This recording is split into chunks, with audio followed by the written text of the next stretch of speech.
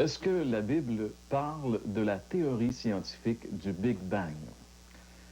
Bien sûr, aujourd'hui, dans le monde scientifique, on essaie d'expliquer l'origine de la création d'une manière scientifique et depuis, bien sûr, Charles Darwin et la théorie de l'évolution, on parle beaucoup d'une autre théorie, parce que dans le monde scientifique, on parle beaucoup de théories.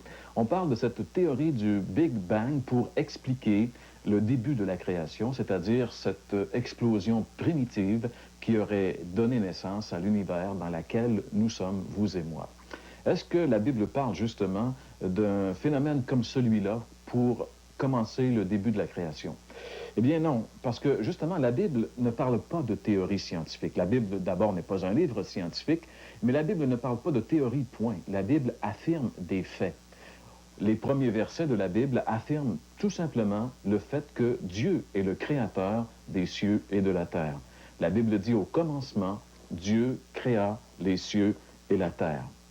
Ce qui est mauvais avec la théorie du Big Bang, ce n'est pas sa conception scientifique comme telle, mais bien plutôt le fait que c'est une théorie qui exclut Dieu comme étant le créateur du ciel et de l'univers et qui attribue au hasard le fait que nous vivons dans cet univers. Et justement, à ce sujet, j'aimerais vous lire ici un petit bout d'article qu'on retrouvait dans la revue Nature, volume 294, édition du 12 novembre 1981, qu'a reproduit la petite brochure L'Étoile du matin.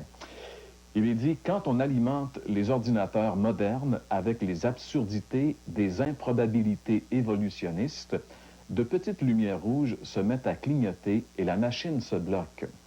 Sir Fred Hoyle a déclaré que les chances pour que la vie se développe à partir de la matière inerte est comparable à la probabilité qu'une tornade balayant un entrepôt de ferraille puisse assembler un Boeing 747 à partir des matériaux qui s'y trouvent. Je pense que, comme l'a dit un jour un homme qui s'appelait Ralph Challis, ça prend beaucoup de foi pour être athée. Ça prend plus de foi pour croire des théories vraiment abracadabrantes que de croire simplement ce que la Bible nous dit. La Bible affirme qu'au commencement, Dieu a créé le ciel et la terre. C'est Dieu qui est le créateur de toutes choses, ce n'est pas le hasard. Et j'aimerais juste vous dire que la Bible affirme ce fait du début jusqu'à la fin. Le premier verset de la Bible affirme que Dieu créa les cieux et la terre, et le dernier livre de la Bible, l'Apocalypse, nous montre que Dieu, justement, est adoré parce qu'il est le Créateur.